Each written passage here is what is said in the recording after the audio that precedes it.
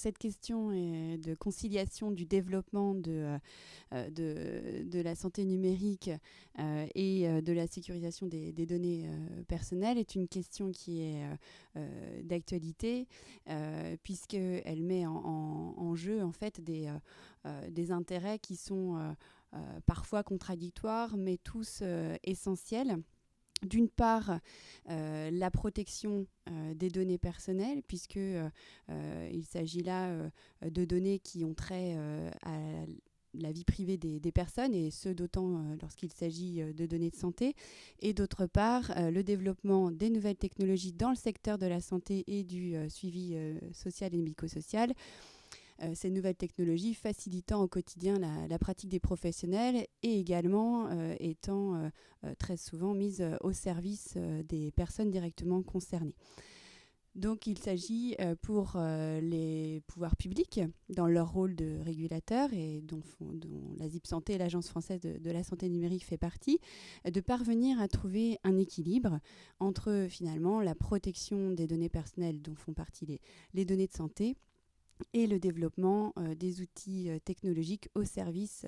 de la santé numérique pour faciliter la dématérialisation des échanges et du partage des données de santé. Cet équilibre, il n'est pas aisé à trouver, néanmoins les leviers sont connus. Il y a en premier lieu le fait de fixer des principes en dur dans la loi, et à cet égard, le règlement européen tout récent,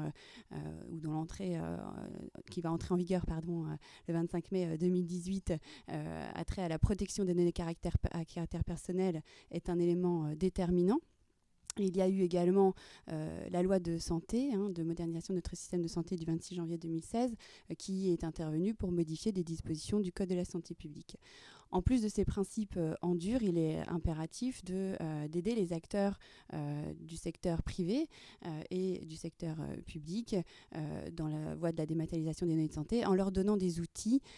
qui sont plus souples que les textes, tout en veillant à les respecter,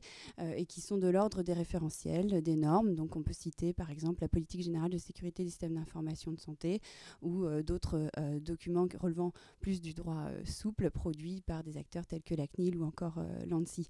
Aux côtés de ces leviers, il y a également le recours à des systèmes d'information de santé développés par